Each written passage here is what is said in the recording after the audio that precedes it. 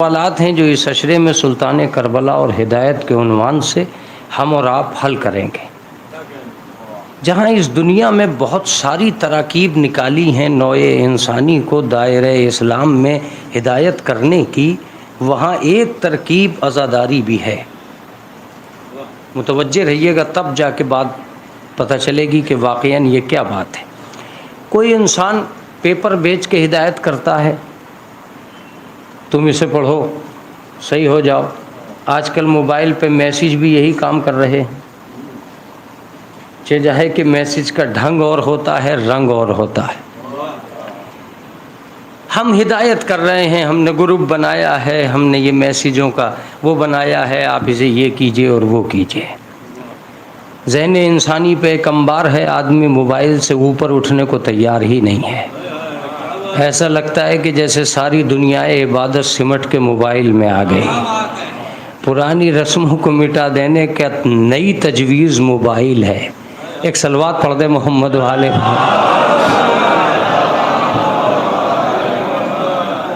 जब किसी बच्चे के हाथ में एक बेहतरीन मोबाइल होता है जिसकी कीमत 65,000 से उबूर कर चुकी हो, तो वो 25,000 के आदमी को कुछ समझता ही नहीं है। अगर अखलाक का सही कत्लेआम हुआ है तो मोबाइल से।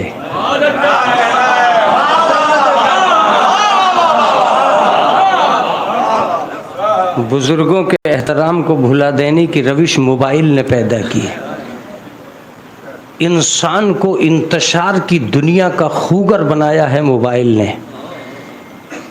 हाथ कहीं है, कान कहीं है, आँख कहीं है। मोबाइल पे बात हो रही है, हेलो, हाँ क्या हुआ, क्या कर रहे हैं, हाँ हाँ हाँ हाँ हाँ, क्या है? हाथ कहीं है, कान कहीं है, आँख कहीं है। आदमी है कि कार्टून है? एक सलावत पढ़ दे मोहम्मद वाले।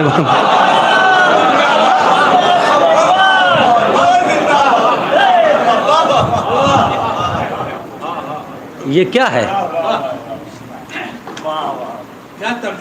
गुनाहों में जो कमी रह गई थी वो मोबाइल ने पूरी कर दी है।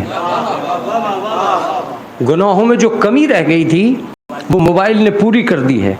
जो कल तक झूठ बोलना भी नहीं चाहते थे, वो भी अब 2 घंटे की दूरी पे खड़े होकर कह रहे हैं बस 10 मिनट में पहुंचा। जिस गुनाह से कोई फायदा ना हो वो मोबाइल करा रहा है। मैं सच कहता हूं, जिनके हाथों में कुरान होता है वो मोबाइल भी संभाल कर चलाते हैं। एक सलावत पढ़ दे मोहम्मद वाले मोहम्मद।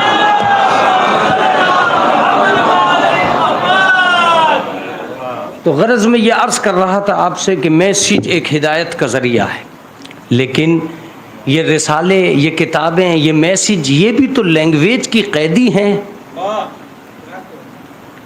उर्दू वाले ही हिदायत पाते उर्दू रिसाले से। इंग्लिश वालों ही को अदब सिखा सकता है इंग्लिश का रिसाला।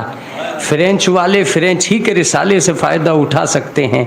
कोई अंदाज़े तबलीग ऐसा नहीं है कि जो सारी कौमों के काम आ रहा हो। हुसैन ने कहा इसे लैंग्वेज की कैद से बाहर निकालने के लिए फ़र्श अज़ा ज़रूरी है। जो फ्रांस में भी बिछेगा फातमान में भी बिछेगा। एक सलावत पढ़ दे मोहम्मद वाले मोहम्मद।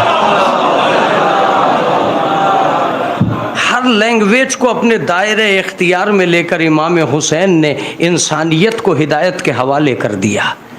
अब रह गई ये बात कि नहीं साहब हम भी तबलीग करेंगे। आप कौन हैं जो तबलीग करेंगे? आपको मुबल्लिग किसने बनाया है? तबीयत ने या शरीयत ने? आप अरमान के बल पे बोलेंगे या कुरान के बल पे बोलेंगे? आप ख्वाहिशात के बल पे बोलेंगे या आयात के बल पे बोलेंगे? का जो भी हो हम तबलीग करेंगे। कैसे करेंगे? का घर घर जाके तबलीग करेंगे। जाइए बिस्मिल्लाह। 20-25 आदमी अगर उठ के इस मजलिस से तबलीग करने के लिए चले भी गए तो कहीं चचा मिला भतीजा न मिला, कहीं मामू मिला भांजा न मिला, कहीं दादा मिला पोता न मिला।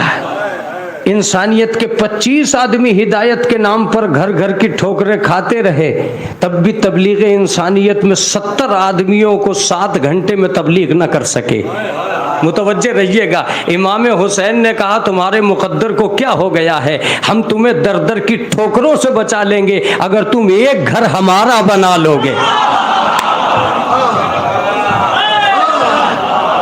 अगर तुम एक घर हमारा बना लोगे तो ये दर दर की ठोकरें खत्म, हमारे दर पे आ जाना, हर कबीला आ जाएगा। अजीज़ों, मैं हाथ जोड़ कर अर्ज करता हूँ, मैंने कल यहीं छोड़ा था। इमाम हुसैन की मजलिस में आने का कमाल क्या है, कैसे तकदीर बन सकती है, कैसे निज़ाम बन सकता है, कैसे अज़ादारी को हम करीब कर सकते हैं। तो हम मजलिस में आ रहे हैं, दर दर की ठोकरों से बचाने का एक वाहिद ज़रिया था। यहाँ आओ, यहाँ आने के बाद तुम एक मंजर देखोगे कि आदमी खुद ही नहीं आता, दूसरे को तबलीग करता हुआ आता है। चल रहे हो?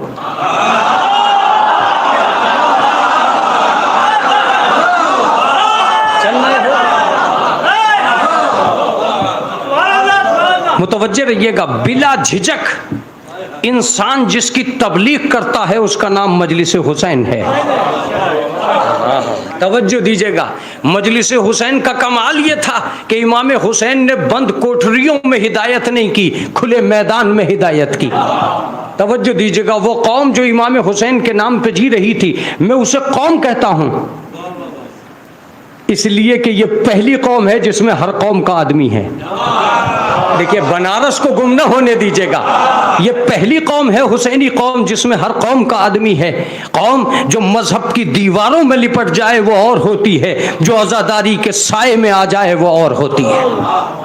कौमों का मसला जहाँ तक आएगा तो बहुत सी कौमें ऐसी होंगी जिनका तारुफ भी नहीं हो पाया है। हुसैनी कौम का मतलब ये था कि चलो इमाम हुसैन की मजलिस हो रही है, हर कौम के आदमी से ये कहा जा रहा है कि तुम मजलिस हुसैन में चलो। मेरी समझ में नहीं आता कि आज मैं क्या कहूँ। एक ऐसी तबलीग जिसका नाम इमाम हुसैन अलैहिस्सलाम था, हर घर यहीं पर सिमट के आ गया।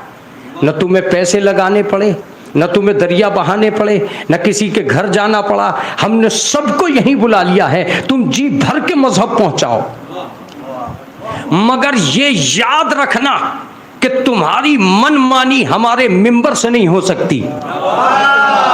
आगा आपको बेदार होना पड़ेगा, तुम्हारी मनमानी हमारे मिंबर से नहीं हो सकती।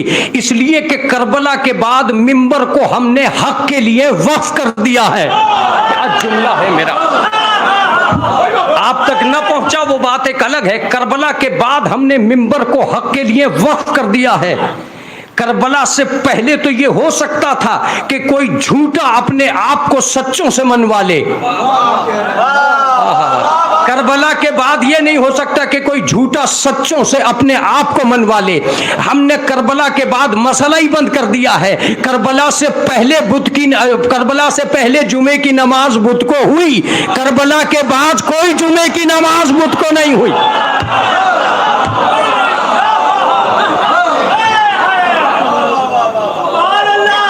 हमने मसला ही खत्म कर दिया।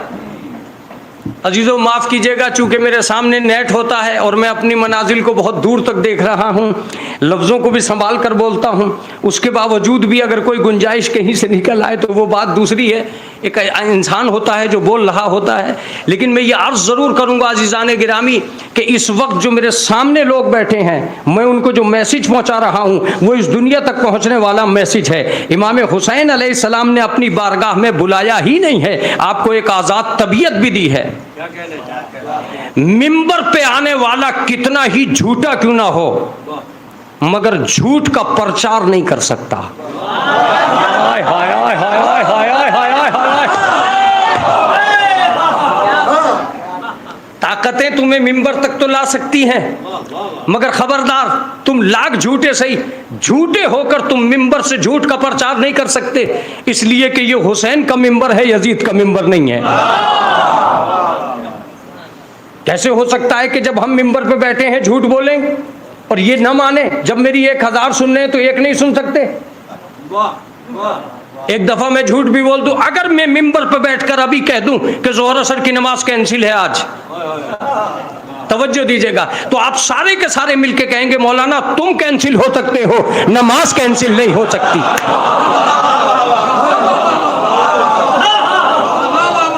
कैंसिल हो सकते हो, नमाज कैंसिल नहीं हो सकती। सवाल ये पैदा होता है कि जुर्अते समाअत को इतना बुलंद किसने किया? अगर उर्दू मर रही है तो मरने दो, तुम तो सलामत रहो। समाअत को जवान किसने किया? इमाम हुसैन का कमाल यह था कि अपनी मजलिस में बिठाकर समाअत को भरोसा दिला दिया कि जब भी सुनना हक सुनना, बातिल मत सुनना। मैं लफ्ज कहकर आपकी खिदमत से आगे बढ़ जाऊंगा। ये इमाम हुसैन का कमाल था कि समाअत को जवान कर दिया, हक सुनना, बातिल मत सुनना, सही सुनना, गलत मत सुनना। पढ़ने वाले मजबूर हो गए सामईन के सामने कि वो करबला से हुसैन अलैहिस्सलाम ने आवाज दी, यजीद तेरी हार मेरी मजलिसों में है। तेरी हार मेरी मजलिसों में है। तू कल गलत को मनवा सका, आज सुनाया भी नहीं जा सकता। एक सलावत पढ़ दे मोहम्मद वाले मोहम्मद पर।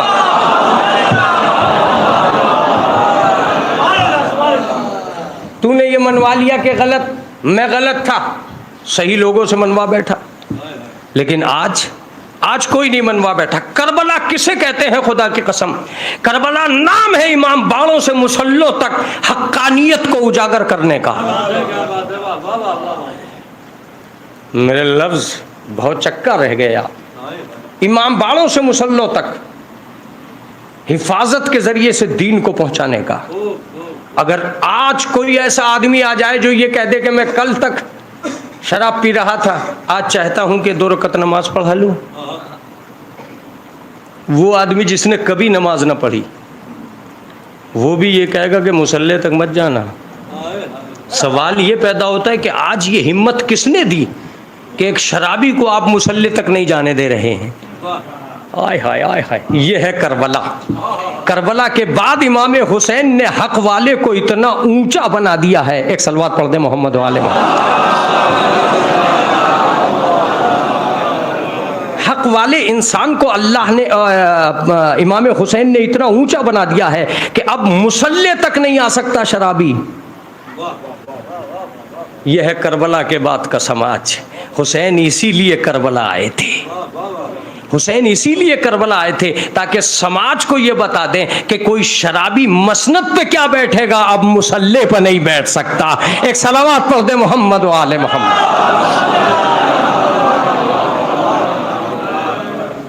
मैंने कल तक जहां बयान किया था आज वहीं से शुरू। आओ मजलिस में, यहां मुकद्दर बनता है, यहाँ तकदीरें संवरती हैं, यहाँ ईमान निखरता है। सिर्फ यही वो जगह रह गई है जहाँ तुम आज़ाद तरीके से आ सकते हो। न हर जगह जाने के काबिल है, न हर जगह आने के काबिल है। क्या तुम मंजर नहीं देखते मजलिस में आने वालों का कि अपने बेटे का हाथ पकड़े हुए लेके जा रहे हैं? मैं ये कहता हूँ कि एक मजलिस नहीं होती, 2 जमानों की गारंटी होती है। 2 जमानों की गारंटी होती है।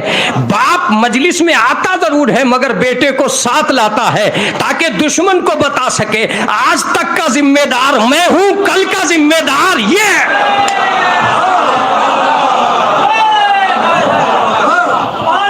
आज तक का जिम्मेदार मैं हूं, कल तक का जिम्मेदार ये है। इसका मतलब यह है कि एक मजलिस हुसैन नहीं होती, एक विरासत है जो हमने बुजुर्गों से ली थी, हम अपनी नस्लों को दे रहे हैं। हाय हाय हाय हाय हाय हाय। इसका मतलब ये कि इस आलम को कोई झुका नहीं सकता जिसकी नस्लें तैयार होकर आ रही हैं। इन मजलिसों को कौन मिटाएगा जिसकी नस्लें तैयार होकर आ रही हैं? इन चीजों को कौन मिटाएगा जिसकी नस्लें तैयार होकर आ रही हैं? हुसैन इतने सादिक इंसान का नाम है जिसने नस्लों को यकीन दिला दिया है कि वो जगह और है जहां तुम अपनी औलाद को ले जाना नहीं चाहते। बिला खटक बाप के साथ जहां बेटा आ सकता है उसे जलसे तबलीग हुसैन कहते हैं। जलसे तबलीग हुसैन कहते हैं। मैं लफ्ज आपके हवाले कर रहा हूं। यह मुहर्रम की 3री तारीख है। इस वक्त जब मैं मिंबर पे मजलिस पढ़ रहा हूं, बनारस के इतने लोग मेरे सामने हैं और न जाने कितने लोग किस किस के सामने हैं। आज करोड़ों लोग बनामे दीन मजलिस हुसैन में बनामे दीन बैठे हैं। और सबको मजहब पहुंचाया जा रहा है। वाहरे हुसैन, सबको एक जगह बिठाकर करोड़ों करोड़ लोगों को तबलीग दीन घंटों में कर देना। बोलो थोड़ी सी देर के लिए, घंटों में तबलीग कर देना। हुसैन बाहर निकल के आए और बनारस के फातमान का गूंजने वाला जुमला सुनिए। एक ही लफ्ज कहा कि दीन के ठेकेदार और है, जिम्मेदार और।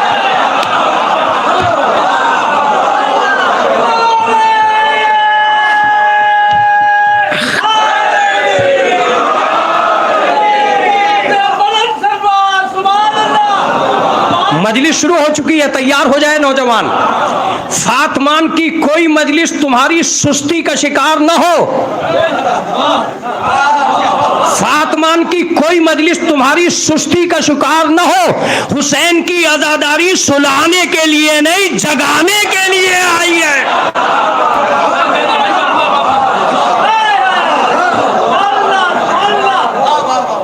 ये सुलाने के लिए नहीं आते, ये जगाने के लिए आया है। ये आज़ादारी या याम आज़ा जगाने के लिए आए हैं। अगर तुम जाग रहे हो तो मैं ये दावे से कहता हूं, दुनिया तुम्हारी इसी हरकत से परेशान है। इसी हरकत से तुम्हारी दुनिया परेशान। ये कौन लोग हैं जो आ गए? मैं ये कह रहा हूं कि मोहब्बत वालों से दुश्मन ज्यादा परेशान है। दुश्मन इसलिए परेशान है कि जिसे मैंने साल भर गुजारा था ये बताने के लिए कि शिया घट गए, हुसैन ने मजलिस करा दी ये बताने के लिए कि कितने बढ़ गए।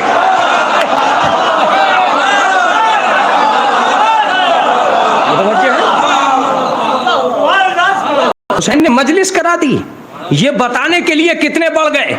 उन्होंने पूरी दुश्मनी की, 40 मुल्कों का संगठन आतंकवाद पे उतरा। जीने नहीं देंगे, जो हुसैन का नाम लेगा खत्म कर देंगे। कब से खत्म करते चले आ रहे हो और ये अब भी बाकी है। इसका मतलब कोई तो है जो बचाए जा रहा है। कोई तो है जो बचाए जा रहा है। कौन है ये तुम तलाश करना। मैं तो बस इतना तलाश कर रहा हूं कि हुसैन ने मजलिस की, मजमा मुसलसल बढ़ता जा रहा है। हर अखबार कह रहा है इतने इस मजलिस में आ गए, उतने उस मजलिस में आ गए। कल तक एक ही खबर थी, 50 इसमें घट गए, 20 उस शहर में घट गए, 100 सीरिया में मार दिए गए, 10 इराक में मार दिए गए। हुसैन ने कहा मुहर्रम आने दे। हर मोहल्ले में दिखा देंगे कितने बचाए हैं। एक सलावत पढ़ दे मोहम्मद वाले मोहम्मद।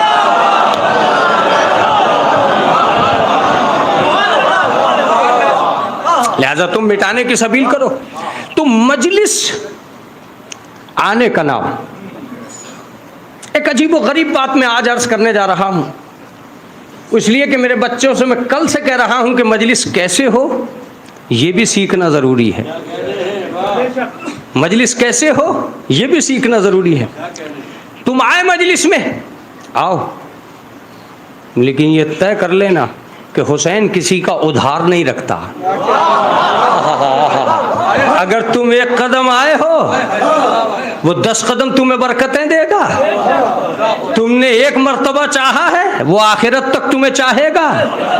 तुम अपनी मजलिस पे नाज़ा मत हो ना। तुम तो उसकी मोहब्बत का कर्जा भी नहीं अदा कर पा रहे हो। मैं कहता हूं कि उर्दू को सलामत रखना। तुम तो उसकी मोहब्बत का कर्जा भी नहीं अदा कर पा रहे हो। उसे देखो, वो एक दिन अपनी पूरी तमकनस के साथ चादर में जमा हो गए। नूर ही नूर फैला हुआ था, विलायतों का खानदान था, नूरानी मखलूक थी, सरदारों का मजमा था, फातिमा का परिवार था, एक चादर में था। फरिश्तों तक हैरत की इंतहा हो रही थी। पूरी दुनिया उस चादर की तरफ देख रही थी। जब वो सब के सब जमा हो गए तो उसने अजनबी अंदाज में रसूल अल्लाह से पूछा, ये मेरे हबीब, इस चादर में हमारे जमा होने का सबब क्या है? काली क्या कहना चाहते हो? कि हमारे शियों का क्या होगा? कहो या अली अंत वशियतों का हुमुल फाइजून, अली तुम और तुम्हारे शिया कामयाब हैं। क्या मतलब? अगर आप जमा हुए थे तो ये कहते कि मैं फातिमा हूं, मैं बुतूल हूं, मैं अजरा हूं। हदीस किस्सा में अगर अहले बैत जमा हुए थे तो ये कहते कि मैं अली हूं, मैं हसन हूं, मैं हुसैन हूं। अपनी तारीफ नहीं कर रहे हैं, अपने शियों की फिक्र कर रहे हैं। हाय हाय हाय हाय हाय हाय हाय हाय हाय हाय, अपने शियों की फिक्र कर रहे हैं। मैं उस मजलिस का तर्जुमा करने जा रहा हूं जो तुमने की है। अजीब बात है, फातिमा आप अपने फजाइल बयान कीजिएगा, गलत कह रहे हो। हमने तय कर लिया है जब हम जमा होंगे तुम्हें याद करेंगे, जब तुम जमा हो ना हमें याद। क्या जुमला है?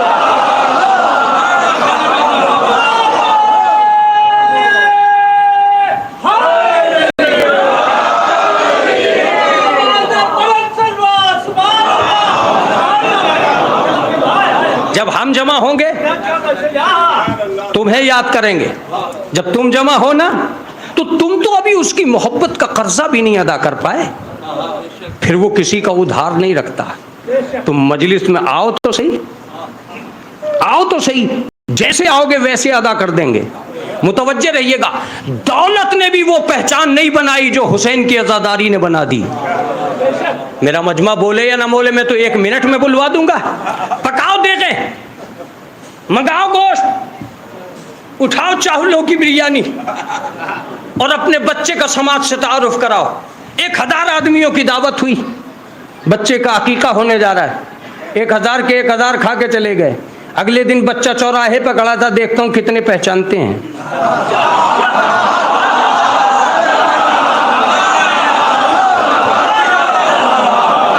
बाप नीचे खड़ा था, बाप नीचे खड़ा था, हजारों की दौलत लगा दी, समाज का हर आदमी पहचानेगा यही वो बच्चा है जिसका खाना खा के आए, यही वो बच्चा है जिसकी दावत खाने आए। हजारों आदमी आगे से निकल गया, किसी एक ने नहीं कहा कि यही वो बच्चा है, लेकिन एक बाप ने अपने बच्चे को नौहा याद कराया।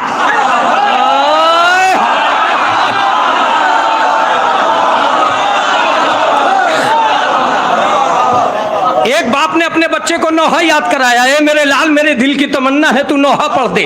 अब जैसे ही उसने नौहा पढ़ा, 1000 का मजमा फातिमान में जमा था, उस बच्चे का नौहा सुना, जो जा रहा था अगले दिन उस बच्चे को, ये है वो बच्चा, ये है वो बच्चा, ये है वो बच्चा। अरे मैं तो मजलिस पढ़ चुका हूं, तुम एक मर्तबा पहचानो, हुसैन 1000 मर्तबा पहचानवाएगा।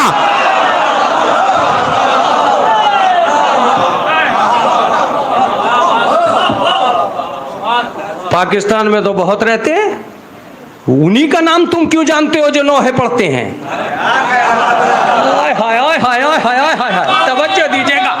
बहुत से लोगों में शराफत है, ये शराफत बाई ही को सारी अंजुमन क्यों जानती है? इसका मतलब ये कि तुम हमारे दरबार में आ जाओ, हम तुम्हारी पहचान बनाते चले जाएंगे। जितना तुम हमारे लिए करोगे हम उससे ज्यादा तुम्हारे लिए कर देंगे। तुम नहीं जानते, तुम तो समाज के उन मकबरों में घुट के रह जाते, तुम तो समाज के उन महलों में घुट के रह जाते जिन्हें तुमने दौलत के जरिए तैयार किया था। हमारा एहसान मानो कि उन दौलत के महलों से हमने तुम्हें निकाल के आजादारी के महल में बिठाकर पहचान बनवा दी। बेदार होकर सुनना एक तालिबे इल्म की मेहनत है। तुम तो पहचाने भी न जाते अगर आजादारी न होती। माफ कीजिएगा, शिया कौम मालदारी से नहीं पहचानी गई, आजादारी से पहचानी गई है। यही वजह है कि दुश्मन मालदारी से नहीं डर रहा है, आजादारी से डर रहा है।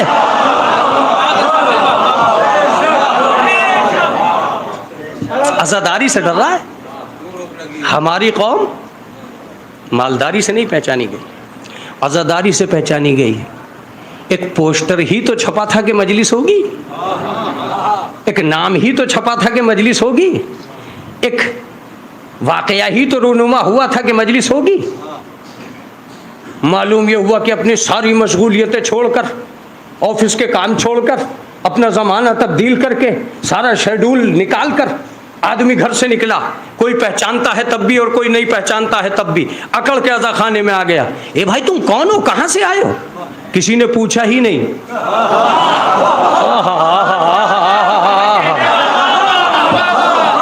मजलिस मजलिस हो जाएगी जब जुमला जुमला कहूंगा, किसी ने पूछा ही नहीं, बस वो काले कपड़ों में था तब भी और नहीं था तब भी आ रहा था। कोई किसी के घर में घुस सकता है ऐसे?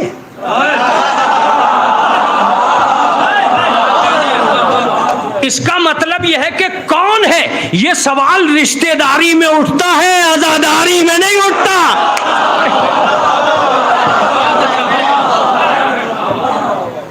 कहां से आए हो? बनारस के नहीं लग रहे हो, कभी दावत तो नहीं की तुमने? तुम कौन हो भाई? का मैं आजमगढ़ का हूं। यहाँ क्या कर रहे हो? का सर्विस। यहाँ क्यों आए हो? का पोस्टर में लिखा था कि हुसैन की मजलिस हो रही है। मैं जानता था कि किसी के घर जाऊं ना जाऊं, हुसैन के घर जरूर जाऊंगा। मैंने कहा तुम आ गए। पता चल गया एक मजलिस क्या हुई। उस मजलिस ने यह बता दिया कि इस बनारस के अंदर एसपी कहां ट्रांसफर होकर आया, कौन सा दरोगा कौन से थाने में आया, कौन सा बैंक मैनेजर कौन से बैंक में आया, ये पता करने के लिए अगर हम साल भर भी गुजारते तो ना पता कर पाते। लेकिन एक मजलिस क्या हुई, उन्होंने खुद ही आके बता दिया मैं फला बैंक में हूं, मैं फला थाने में हूं। आप सोच रहे हैं, इसलिए मैं अर्ज कर रहा हूं कि ये बातें आप तक पहुंचेंगी तो कमाल करेंगी। क्या मतलब, हमने आज इन दौलत कदों में जहां इंसानों ने सोसाइटी के गेट लगा दिए थे, उन गेटों को पार कराकर अपनों को अपने घर बुलाकर पहचानवा दिया। सबसे बड़ा जुमला मजलिस का होने जा रहा है। जरा सोचो, जब दुनिया की इन सेक्टरों में मैंने अपनी कौम को गुम न होने दिया तो महशर के मजमे में गुम क्या होने दूंगा? नहीं गौर फरमा रहे, गौर करो।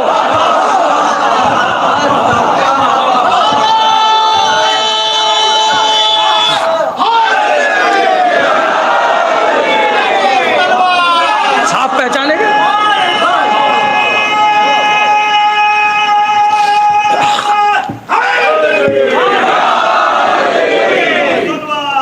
साफ पहचानेंगे? ये फला सेक्टर से आए, ये फला सेक्टर से आए, ये फला सेक्टर से आए। मैंने पूछा कि भैया कौन सी चीज थी तुम्हें जो बगैर पैसा दिए यहां ले आई? कम होला ना, ये मजलिसें हो रही हैं, हमें तो आना है। तो मैंने कहा आओगे तो आओ। इमाम हुसैन ने कहा किस बात पे आ गए ये? का सिर्फ इस बात पे कि मेरा नाम छपा था। सोचो थोड़ी सी देर के लिए कि जहां नाम था, जब वहां शिया ना छुप सके मेरे पास आ गए। और जहां महशर में मैं खुद खड़ा हूंगा,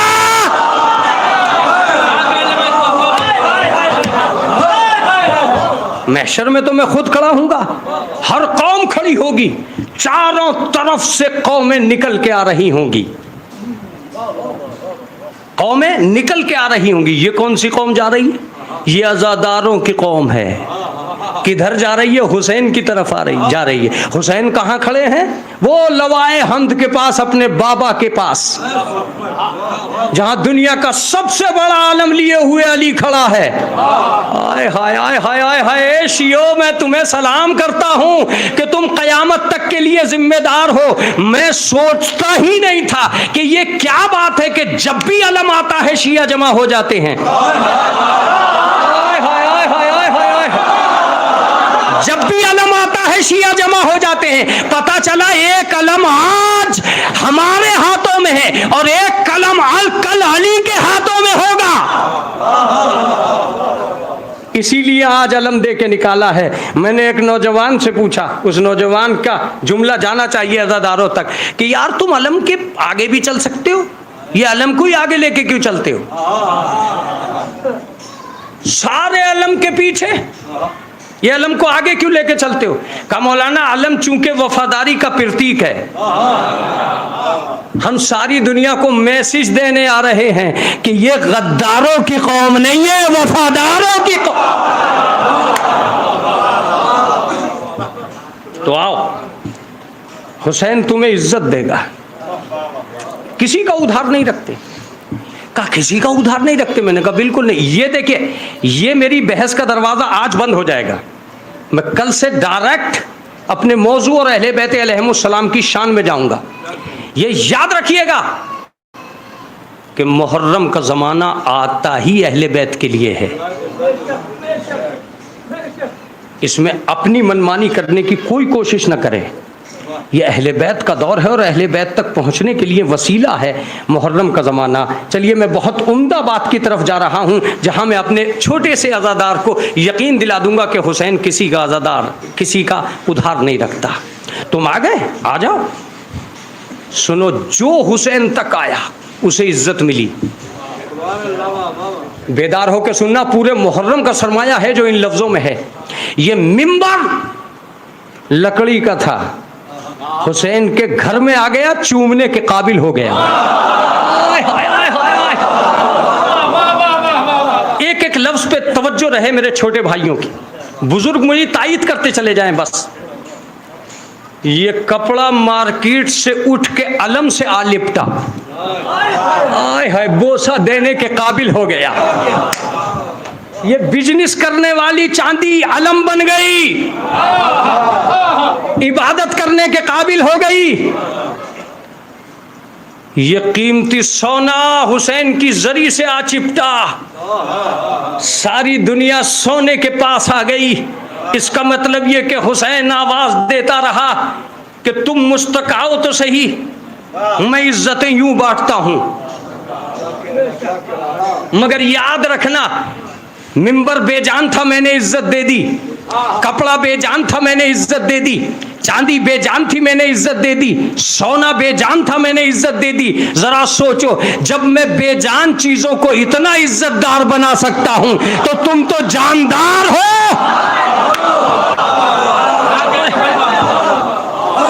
तुम तो जानदार हो, तुम में अक्ल है, तुम इंसान हो, तुम बाशऊर हो। इज्जत, एक लफ्ज सुनिए, जिसे इज्जत हुसैन की मजलिस में न मिली,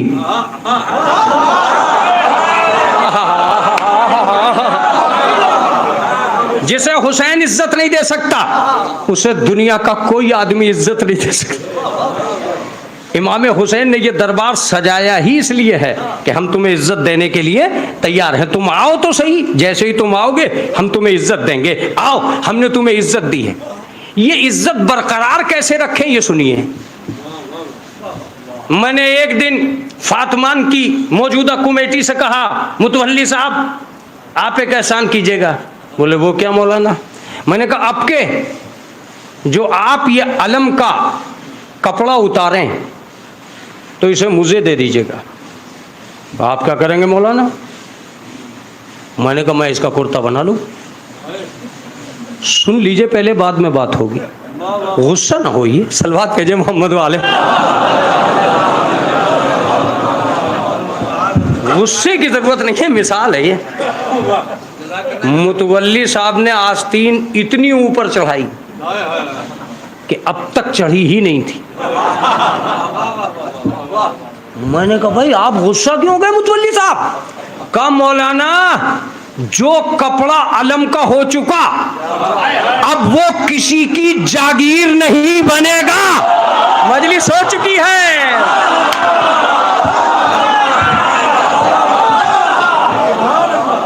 मैंने कहा क्या मतलब? का इसी फातमहन में दफन कर दूंगा कपड़े को अगर बोसीदा हो गया, लेकिन किसी के घर की जागीर नहीं बनने दूंगा। हुसैन उसी को इज्जत देता है जो हुसैन का होकर फिर किसी यजीद से हाथ न मिला। क्या जुमला है, क्या जुमला।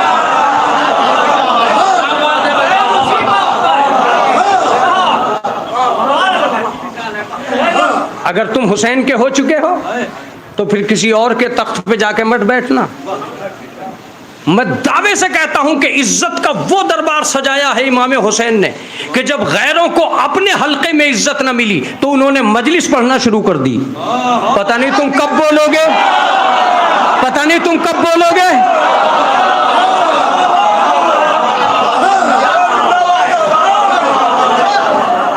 हम तो इतना जानते हैं कि अलकमी का ये बच्चा बचपन से हुसैन के घर में है। ये ताहिरुल कादरी बुढ़ापे में क्यों आए हैं? हाय हाय हाय हाय।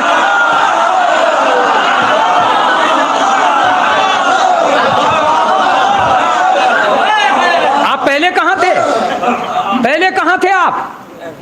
इसका मतलब ये हुआ कि जब आपने देखा कि दुनिया में इज्जत का सरमाया मिलने वाला ही नहीं है, जाहिर सी बात है यजीद का नाम लेकर अपना तारुफ कौन कराएगा? नहीं, पहुंची नहीं है तुमसे बात। कोई ये कहेगा कि मैं यजीदी मुसलमान हूं, कोई ये कहेगा कि मैं यजीदी मुसलमान हूं। करबला तक लोग ये कह रहे थे कि हम यजीदी हैं, करबला के बाद किसी ने नहीं कहा। कयामत तक सब यही कह रहे हैं कि हुसैनी हैं, चाहे अंदर से यजीदी ही क्यों ना हो। खुदा की कसम, जो बातें मैं कर रहा हूं आपसे वो बिल्कुल सामने की बातें, क्लियर बातें हैं। कोई हुसैन के नाम के अलावा, यही वजह है कि जो मुखालिफीन थे उन्होंने भी सोचा यार बगैर हुसैन के अपना तारुफ हो नहीं सकता, लिहाजा जाओ हुसैन के दरबार में। यही हुआ है इस जमाने में कि इस जमाने में लोगों ने अपने आप को पहचानवाने के लिए हुसैनियत का लिबास पहना, या यूं कहिए कि लानतों से बचने के लिए।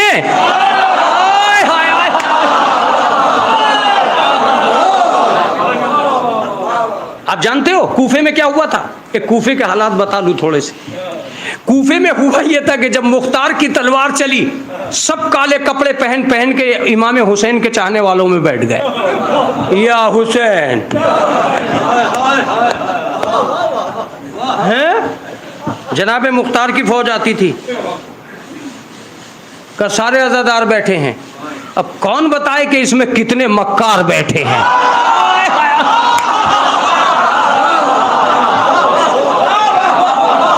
कौन बताए भाई?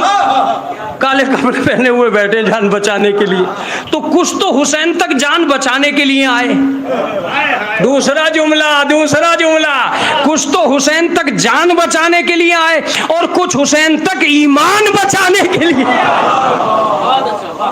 ईमान भी तो नहीं बच पा रहा था। न जाने कितने दिन रोने को बिदअत कहा, आखिर में इमाम हुसैन के नाम पर खुद ही रोना शुरू कर दिया।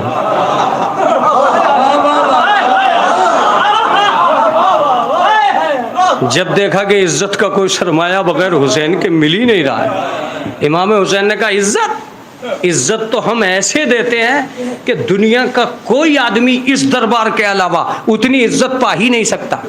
क्या तुमने मजमे को टूट कर बरसते हुए नहीं देखा उन चंद पापों पर जो अभी मार्केट में थे और हुसैन के घर से बटने लगे? हाय, तुम बैठे तो हो, ये चंद पापे। मैं पापों का नाम क्यों ले रहा हूं? शीरमाल भी बटते, चलो शीरमाल तो फिर भी शीरमाल है, पापा। उसने बांटना शुरू कर दिया, पीछे लाइन लग रही थी। मैं एक साहब के पास से गुजरा, मैंने कहा हुजूर 1 बोरी पापे आपके घर भिजवाऊंगा, इस लाइन से हट जाइए।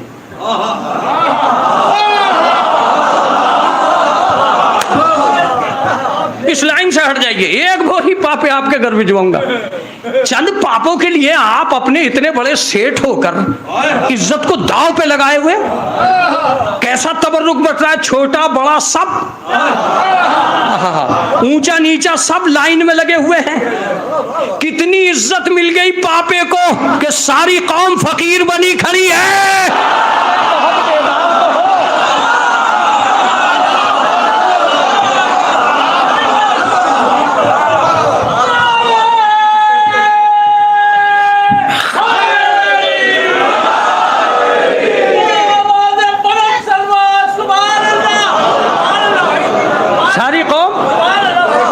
सारी कौम फकीर बनी खड़ी है, पापा ही लेंगे।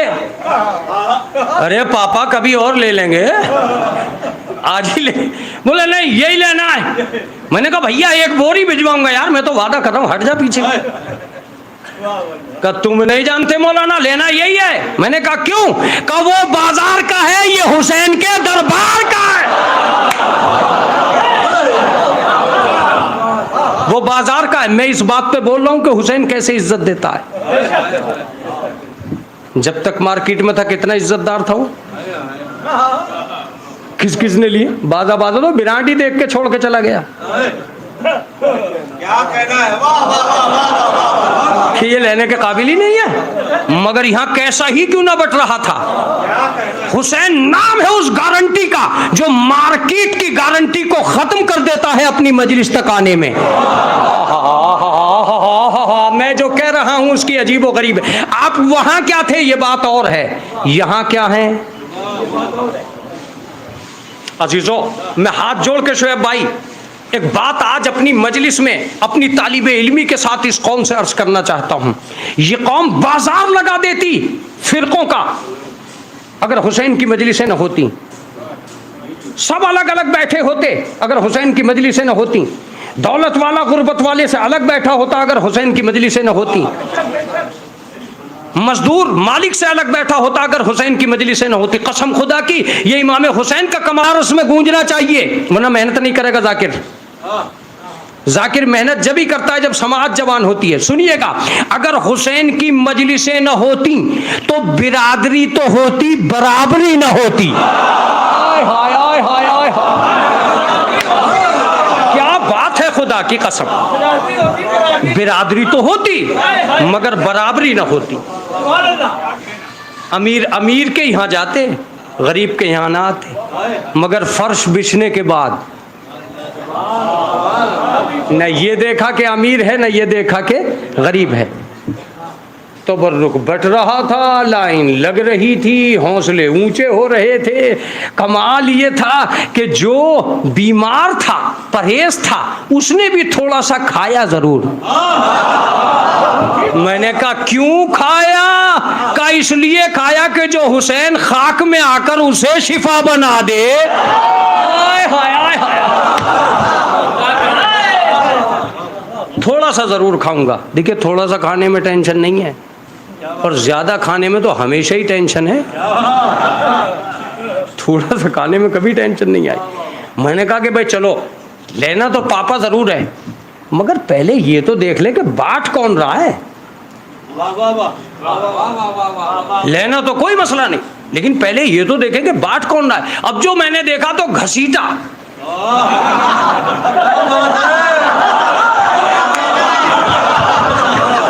कौन? मेरे मोहल्ले का घसीटा। अरे मैंने कहा घसीटा तू कब से मालदार बन बैठा कि सारी कौम भिखारी बनी खड़ी है।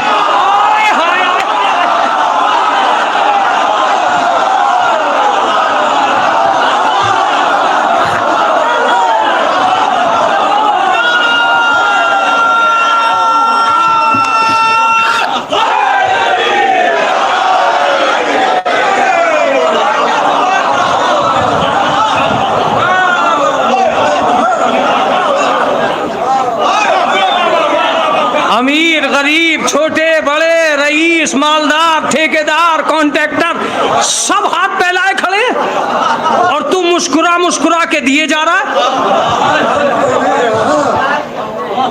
कभी अपने घर से नहीं बांटा, का वो मालदारी का है, ये आजादारी का है।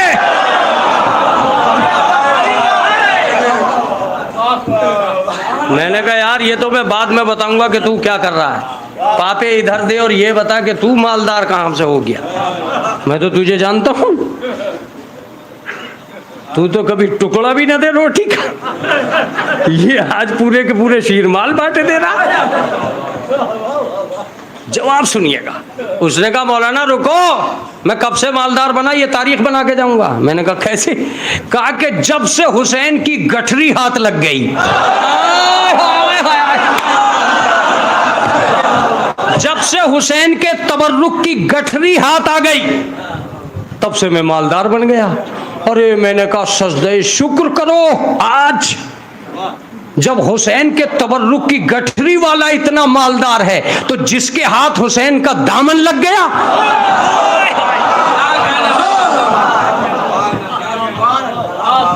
जिसके हाथ हुसैन का दामन लग गया उसकी मालदारी का आलम क्या होगा, उसकी दुनिया क्या होगी, उसकी नौयत क्या होगी, उसका कमाल क्या होगा। इसका सरीही मतलब यह है कि इमाम हुसैन ने तुम्हें बुलाया ही यहाँ इसलिए था। मुतवज्जे रहिएगा। हुसैन मुहर्रम नहीं आता, कौम का मिजाज बदलता है। वाह वाह वाह वाह वाह वाह।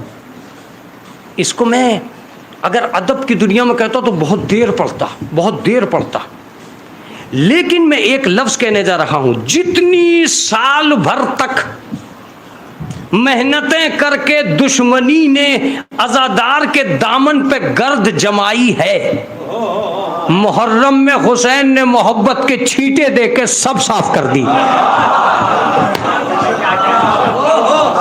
साल भर अमेरिका कहता रहा ये आतंकवादी हैं,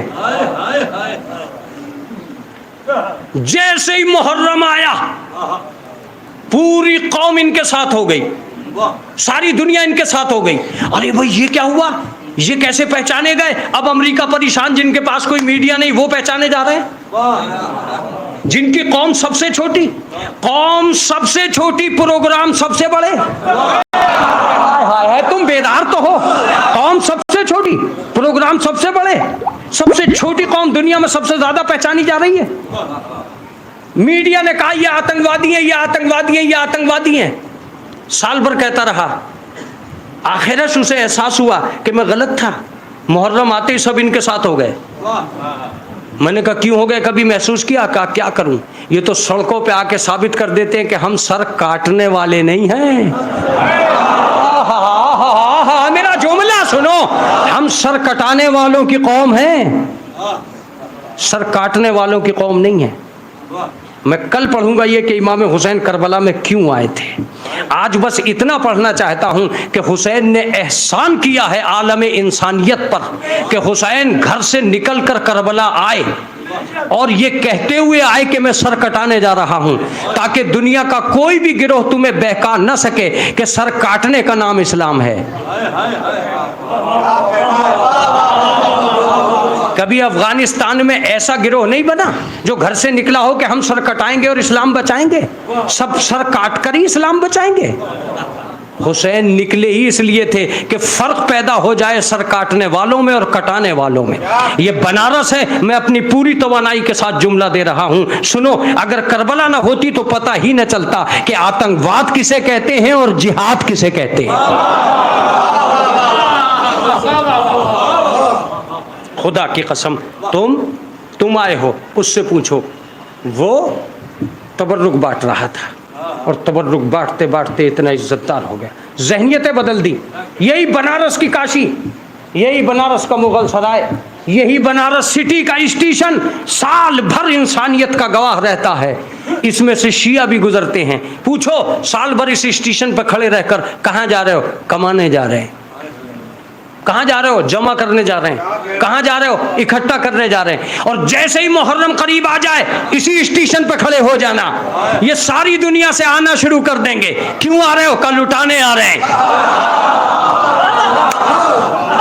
लुटाने आ रहे हैं। ए भैया, कल तक जमा करने का शौक था, आज लुटाने की मंजिल है। कब बिल्कुल खुल के बांटेंगे। सारा मुहर्रम 10 दिन पूरी तवानाई को जमा करके हुसैन के हवाले करने का नाम आज़ादारी है। क्या जुमला कहा है मैंने। दौलत, माल, इज्जत, सरमाया सब कुछ हुसैन के हवाले कर देने का नाम आज़ादारी। अगर कल हुसैन अपने बच्चों समेत करबला गए थे तो आज हम अपने बच्चों समेत मजलिस में, अगर हुसैन अपने बुजुर्गों समेत करबला गए थे, कुछ बूढ़े भी करबला लेके गए थे, आज हम अपने बुजुर्गों समेत मजलिस में आए। बस मजलिस में बैठकर एक ही जुमला निगाहों में रखना कि तुम्हारी आंखों से रूमाले फातिमा महरूम न रह जाए। जब रूमाले फातिमा तुम्हारे करीब से आए,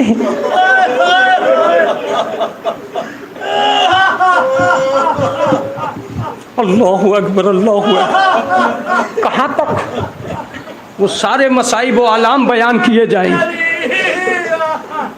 अजीजों, सारे जाकिरीन ने अपनी अपनी जगह मसाइब पढ़े हैं। मैं उन मसाइब व आलाम में से 2-2 जुमले पढ़कर आज की तारीख की तरफ आता हूँ। जब मुस्लिम इब्न अकील के मसाइब पढ़े जा रहे थे तो मैं ये सोच रहा था कि मुसीबत की वो कौन सी दुनिया है जो मुसीबत की अपने अज़ादारों को बयान की जाए और अज़ादार आखिर आशूरा तक उसे याद करके रोते रहें। तुम जानते हो जब जनाब मुस्लिम को इमाम हुसैन ने लिख के दिया कि मेरे भाई तुम्हें कूफे जाना होगा, तो इमाम हुसैन अलैहिस्सलाम के सामने मुस्लिम हाथ जोड़कर बैठ गए थे। मैं एक जुमला पढ़ूंगा, पूरे मसाइब नहीं पढ़ूंगा। और ये कहा था कि मौला मुझे अपने पैरों से जुदा न कीजिए। का मुस्लिम ये शरीयत की जिम्मेदारी है और तुम्हें उठाना पड़ेगी। खेमे में गए और अब्बास की बहन जो जनाब मुस्लिम की ज़ौजा हैं उनसे एक जुमला कहा कि मैं जा रहा हूँ, हुसैन से होशियार रहना। तुम एक बहादुर भाई की बहन, तुम एक बहादुर भाई की बहन हो। जनाब अब्बास की बहन ने सर झुकाया, सर झुका के कहा कि मुस्लिम ये सफ़र है, सफ़र, इस सफ़र में बहुत मुश्किल है, सारा बोझ उठा लेना। मुस्लिम हमारे बच्चे भी हैं, 2 बच्चे मैं अपने साथ रखती हूँ, 2 बच्चों को तुम अपने साथ ले जाना। मुस्लिम जब कूफे में मुलाकात होगी तो सारे बच्चे एक जगह जमा हो जाएंगे। अजीजों, मैंने वादा किया था कि मैं सारी बात नहीं पढ़ूंगा, सिर्फ एक जुमला पढ़ूंगा, उसके बाद आज के मसाइब की तरफ चला जाऊंगा। रिवायत ये बताती है कि जब ये लुटा हुआ काफिला कूफे आया तो जनाब मुस्लिम का सर दारुल अम्मारा पे लटका हुआ था। सारे अहले बैत मुस्लिम को सलाम कर रहे थे। एक मर्तबा जब ज्यादा नाम जनाब मुस्लिम की अहलिया ने सुना तो नजरों को उठाया और देखा कि मेरे वालियो वालिस का सर। बस एक मर्तबा अपने यतीम बच्चों की तरफ देखा और देख के एक ही जुमला कहा जो तुम्हें पूरे मुहर्रम रुलाएगा, ए मेरे वालियो वारिस, जो बच्चे तूने मेरे हवाले किए थे वो मौजूद है, ये बता जो मैंने तेरे हवाले किए थे।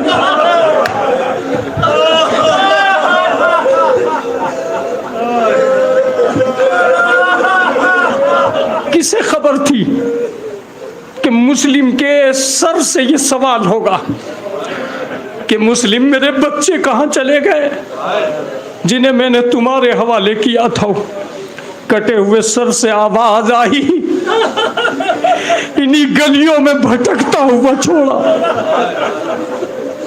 करबला, करबला कोई ऐसी शय नहीं है जिसे तुम याद करके न रो सको। किस मकाम पे आ गई थी करबला, जिसे मैं कहता हूं कि मसाइब मसाइब तो होते रहेंगे, तुम रोते रहोगे। बस तुम तो ये सोचो कि ये 3 तारीख की मजलिस अब अगली साल आएगी, ये उसे मिलेगी जो जिएगा, उसे नहीं मिलेगी जो कब्रिस्तान की नजर हो जाएगी। इसे तुम ये सोच के मत करना कि ये आज की मजलिस है, ये सोच के करना कि ये अगली बरस तक के लिए सलाम है। फिर फातिमान में जब तुम पलट के आओगे, खुदा तुम्हें सलामत रखे। लेकिन एक जुमला मुझसे सुनो जो छठे इमाम का है कि ऐ मेरे शियो, मेरे जद पे रोने वालों, जब भी कभी भी रोना घुट घुट के न रोना, इसलिए कि मेरे जद को तड़पा तड़पा के मारा गया।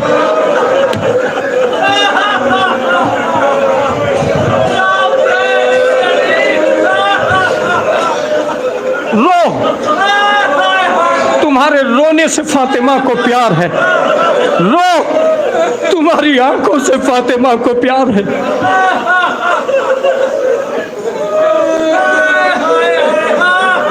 तुम जानते हो इमाम मूसा काजिम एक घर के करीब से गुजर रहे थे, उस घर में से एक नोहे की आवाज आई, या हुसैन।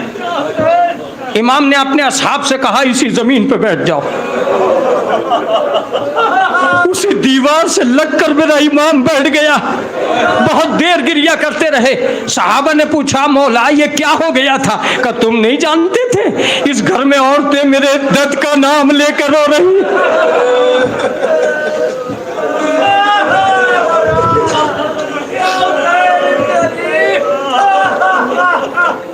इमाम अली रज़ा अपने बच्चों का लिबास तब्दील कराते थे मुहर्रम का चांद देखकर, और एक ही लफ्ज कहते थे कि हमारा घर उजड़ गया। मैंने बहुत देर आपको रुलाया, खुदावंद आलम आपको सलामत रखे, इस मजलिस को कबूलियत का शरफ दे दे। मैं अपनी मजलिस को तमाम करता हूँ इस वाक़े पर कि जब 2 तारीख, या तो 2 तारीख का ये वाक़या है जब वारिदे मैदान करबला हुए हुसैन, एक घोड़ा, दूसरा घोड़ा, तीसरा घोड़ा बदलते रहे, लेकिन घोड़ा आगे बढ़ने के लिए तैयार नहीं था। हुसैन एक मर्तबा आगे बढ़े, कुछ दूर पे गए, वहां से थोड़ी सी मिट्टी लेके आए, लाके अपनी बहन से कहा, बहन जरा सूंघो तो सही। जनाब ज़ैनब ने सूंघा और सूंघते ही मिट्टी को फेंकवा दिया। ए भाई हटाओ इस मिट्टी को। क्या क्यों? क्या इसमें तो आले मोहम्मद की बू आ रही है। बस हुसैन कहते हैं कि ए घुड़सवारो उतरो, यही हमारे कत्ल होने की जगह है, यही वो जगह है जहां हम जवानों के लाशें उठाएंगे। और ये कह के हुसैन ने जमीन पे कदम रख दिया। एक मर्तबा हुसैन के मुंह से निकला, इन्ना लिल्लाह। जनाब अब्बास घुटनियों के बल बैठ गए, मौला ये कहने का क्या वक्त है? कहा नहीं अब्बास, खेमे लगाओ। जनाब अब्बास आगे बढ़े, खेमे नहरे फरात पे लगे। 4000 के लश्कर के साथ शिमर आया, और शिमर ने आन के कहा कि अब्बास खेमे यहाँ से हटाओ, हम तराई पर रहेंगे। जनाब अब्बास ने कहा कि तू जानता है मैं कौन हूँ? वो कहता है कि उम्मुल बनीन के लाल, मैं तेरी शजाअत से वाकिफ हूँ, लेकिन तुम्हें इस नहर से हटना होगा। जनाब अब्बास अलैहिस्सलाम ने तलवार निकाली, और तलवार निकाल के एक लकीर खींची, और लकीर खींच के कहा अगर 4000 में से कोई एक भी इस लकीर के पार गया तो वो अपने सर की सलामती नहीं पा सकता। ये हैदर का लाल बोल रहा है। ये आवाज जो जनाब अब्बास ने दी कि हैदर का लाल बोल रहा है, ये आवाज हुसैन के कानों तक चली गई। अजीजों में पढ़ चुका हूँ। जनाब इमाम हुसैन के सामने जनाब अली अकबर खड़े थे। जनाब अली अकबर से पूछा, बेटा चचा का क्या हाल है? कहा बाबा जान, चचा वो दूर खड़े हैं, मुंह में झाग हैं, नंगी तलवार है और जमीन की तरफ देख रहे हैं। का बेटा ऐसा लगता है कि तेरे चचा को गैस आ गया। बस इतना कहना था कि एक मर्तबा जनाब अली अकबर का हाथ पकड़ा, और हाथ पकड़ के कहा कि बेटा जरा खेमे में चलो। खेमे में आए, अपनी फूफी को आवाज दो, फूफी अम्मा ज़ैनब आपको आका हुसैन बुला रहे। जनाब ज़ैनब इमाम हुसैन के सामने आई, और सामने आने मैंने जानबूझ के आपको रोका हुआ है ताकि आप एक दम रो सकें और एक दम पुरसा दे सकें। जनाब ज़ैनब सामने आई, भैया क्या बात है? कि आज हुसैन की एक हाजत है जो पूरी कर दे। अजीजों मैं तो पढ़ चुका हूँ मजलिस। जनाब ज़ैनब जमीन पर बैठ गई और आवाज देती है, ए मेरे भैया तू हाजत रवा का बेटा है, खुद हाजत रवा है। ज़ैनब से ये जुमला क्यों कह रहा है? का मेरी बहन जैसे भी हो अब्बास को रोक ले। का भैया क्या अब्बास बेवफा हो गया? तेरे कहने से नहीं रुकता। कहा बात ये नहीं है, जब मैंने वलीद के दरबार में रोका था तो ये कह के रोका था कि ये करबला नहीं है, आज करबला भी है, तलवार भी है, अब्बास भी है। ए मेरी बहन सब्र हार चुका।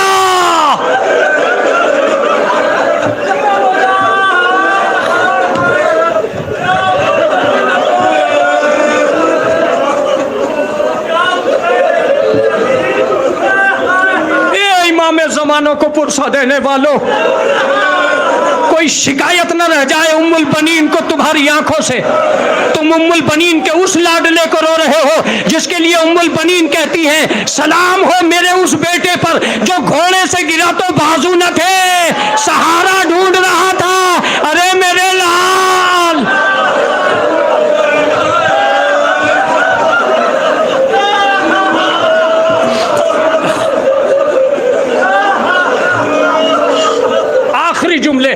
मसाइब के। इस इमाम बारगाह से जब उठना तो एक मोमिन दूसरे मोमिन को दुआ देता हुआ उठे। जब भी तुम्हारी आंखों में आंसू आए सबकी सलामती की दुआ करो। अल्लाह सबकी गोदियों को सलामत रखे, सबकी दुनिया को सलामत रखे। फातमान से होने वाली इस दुआ को परवरदिगार कबूल फरमा दे, हर अज़ादार की सलामती फरमा दे। हम अब्बास के मसाइब में मुब्तला है, हमारी आवाज को इमाम ज़माना तक पहुंचा देना। मैंने रोका है जानबूझकर, आखिरी जुमले आंखों को दरिया बनाओ। जनाब ज़ैनब ने कहा ये बात है भाई का बहन, जब भाई के जनाजे पर तीर बरसे अब्बास ने तलवार निकाली, मैंने रोक दिया। वलीद के दरबार में गुस्ताखी हुई, अब्बास ने तलवार निकाली, मैंने रोक दिया। लेकिन आज जब अब्बास तलवार निकाल चुका, मुझ में रोकने की हिम्मत नहीं रही। ए मेरी बहन, जैसे भी हो मेरे अब्बास को रोक ले। मेरे अजीजों, जनाब इमाम हुसैन कहते हैं कि ज़ैनब अगर तूने अब्बास को ना रोका तो आज करबला खत्म हो जाएगी। ये हैदर का लाल है, हैदर का लाल, इसे रोकना जरूरी है। जनाब ज़ैनब फिजा को लेती हैं, ड्यूटी पे जाती हैं और जाने के बाद में कहती हैं कि फिजा मेरे शेर को आवाज दे दे। अजीजों, किसी भी बहादुर के लिए बहुत कठिन होता है चलती हुई तलवार को, निकली हुई तलवार को नियाम में रखना। मैं जो मंजर पेश करने जा रहा हूं उस पर निगाह रखना। जनाबे फिजा ने डिवड़ी से मुंह निकाला, आवाज दी, अली के लाल अब्बास, तुझे अली की बेटी ज़ैनब बुला रही। थोड़ी सी देर तक सन्नाटा रहा। जनाबे ज़ैनब ने फरमाया क्या मेरा भाई नहीं आया? का बीबी अब्बास जमीन की तरफ देख रहे हैं, ऐसा लगता है कि कोई चीज है जो जमीन पर पड़ी हुई है। जनाबे ज़ैनब फरमाती हैं कि मेरे भाई की शजाअत का निशान है, शायद उसने तलवार से लकीर खींच दी होगी, इसलिए मेरा भाई नहीं आ रहा है। फिजा फिर से आवाज दो। बस जनाबे फिजा ने फिर कहा, अब्बास तुम्हें ज़ैनब बुला रही है। रिवायत बताती है कि जनाबे फिजा ने कहा, बेटी शहजादा 2 कदम बढ़ा लेकिन फिर रुक गया। कहा मैं जानती हूं मेरा भाई कैसे आएगा। आखिरी जुमला, और तुम्हें इमाम ज़माना के हवाले किया। बस एक मर्तबा जनाबे ज़ैनब ने कहा, फिजा मेरे भाई से ये कह दे कि अब्बास अगर तुम्हें आने में कबाहत है तो हम तुम्हारे पास आ रहे हैं। बस इतना कहना था कि जनाबे फिजा ने कहा, अब्बास ज़ैनब बाहर आ रही है। बस जनाबे अब्बास ने तलवार फेंक दी, खेमों का रुख किया, आके हाथों को जोड़ा। बहन जब तक अब्बास के बाजू सलामत है, अरे पर्दे से ख्याल रख, खेमों से निकलने की बात न करना। ए बहना, मैं मां से वादा करके आया हूं कि ज़ैनब के पर्दे की हिफाजत करूंगा। ए ज़ैनब, ये मौका नहीं आना चाहिए। सयालमुल्लज़ीना ज़लमू अय्यमुनक़लिबिन यनक़लिबून इलाही बिहक़्क़ि ज़हरा व अबीहा व बालिहा व बनीहा मातम हुसैन।